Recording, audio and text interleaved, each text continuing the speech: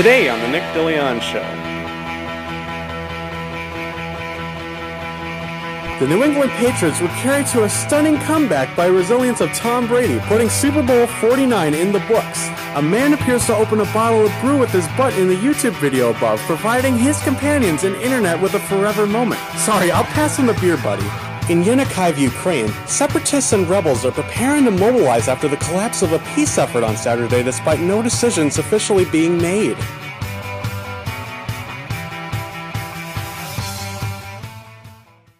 Hey, this is the Nick DeLeon Show. We have all kinds of stuff to discuss on today's program.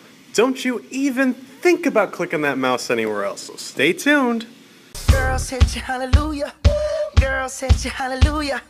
Girls hit you hallelujah. Cause Uptown Funk don't give it to you. Cause Uptown Funk don't give it to you. Cause Uptown Funk don't give it to you.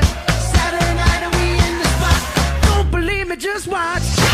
In Yenakieve, Ukraine, separatists and rebels are preparing to mobilize after the collapse of a peace effort on Saturday despite no decisions officially being made. 5 Ukrainian soldiers have been killed, while municipal authorities in rebel-controlled Donetsk announced that 15 civilians have been killed this weekend. Talks between Ukraine, Russia, and rebel officials in Minsk, Belarus, had raised hopes of a new ceasefire to stem the violence in a conflict that has claimed more than 5,000 lives. But they broke up without progress, with Ukraine and the separatists accusing each other of sabotaging the meeting. According to Kyiv officials, January was one of the bloodiest months in eastern Ukraine since the conflict erupted. Regional police spokesman Vyacheslav Abroskin said 112 civilians had been killed by separatist shelling and attacks. The rebels, in a statement quoted by Russia's RIA, Rovisti news agency, said 242 civilians had been killed in the month, as well as 92 of their number. The separatists, who the West says are armed by Russia and supported by several thousand Russian troops, defiantly announced a general mobilization plan which they said would boost their fighting forces to 100,000 men. Kyiv itself is also pressing ahead with a fourth wave of military call-up aimed at raising an extra 50,000 men. The Western powers support Kyiv's view that a peace deal sealed last September, which included a ceasefire and a commitment for foreign fighters and military equipment to be withdrawn from Ukraine, is the only viable roadmap to ending the conflict.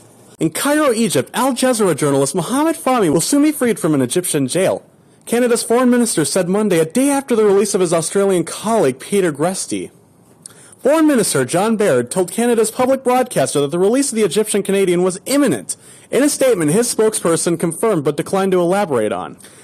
The news came as Canadian diplomats reportedly met with their counterparts in Cairo to press for the release of the dual national. Fahmy was arrested for allegedly aiding the blacklisted Muslim Brotherhood along with Greste and the Egyptian producer Bayer Mohammed in moves that sparked worldwide condemnation. Greste expressed hope that Egypt would release his colleagues. In an interview with the Pan-Arab Network a day after he was freed and flew to Cyprus, where he has been resting before returning to Australia. Greste said he was overwhelmed by the level of support for the campaign of his release, and now that he looked forward to watching a few sunsets and feeling sand under his toes. The verdict was overturned in a court January, overturned by the retrial for the 3. Egyptian police arrested the journalist at the peak of the diplomatic row between Cairo and Qatar, which owns Al-Jazeera. The broadcaster had been critical to the deadly meltdown in Marseilla's Muslim Brotherhood following the Islamic leader's overthrow. Qatar has since moved to mirrored ties with Egypt, and Al Jazeera has closed its Arabic-language Egyptian affiliate which backed the Brotherhood. Now time for our commercial break. Hi, Aaron.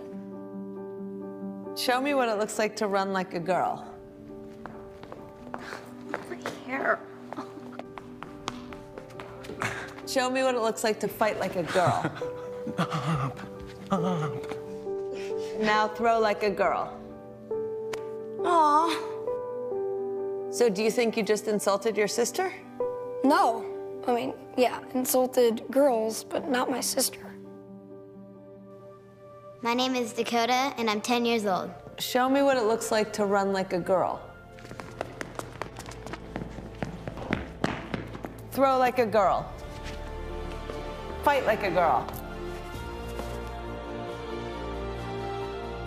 What does it mean to you when I say run like a girl? It means run fast as you can.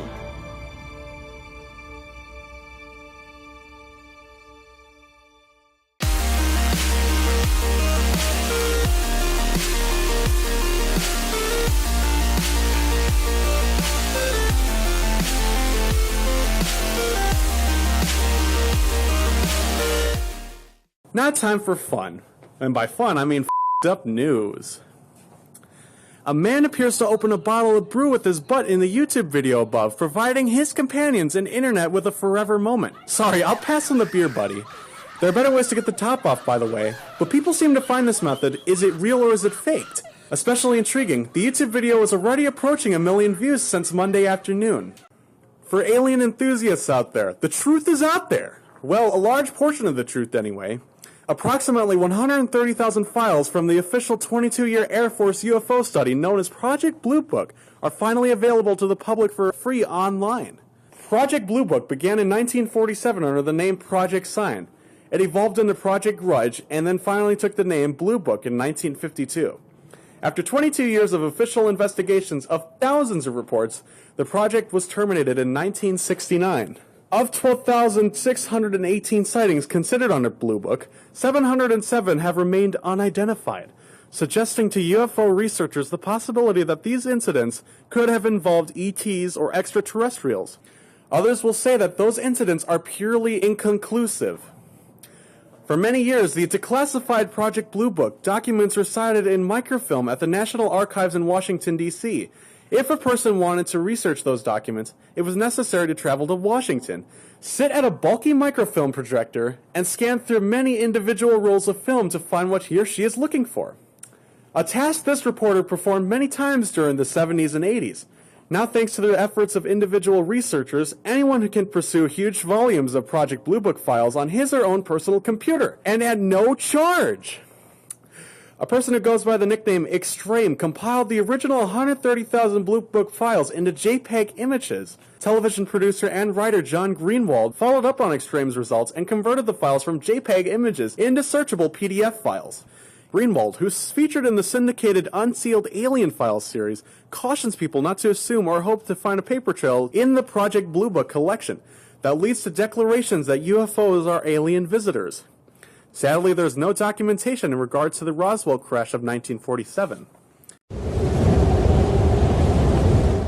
Winter Storm Linus is bringing a swath of heavy snow across much of the Northeast Monday, disrupting the start of the work week for millions of people.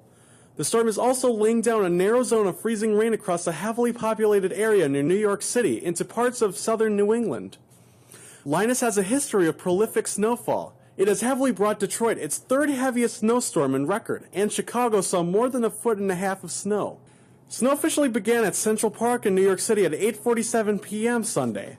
After snowing all night, precipitation mixed and changed to rain after a few minutes just before 6 a.m., but quickly changed to freezing rain by 5:54 a.m.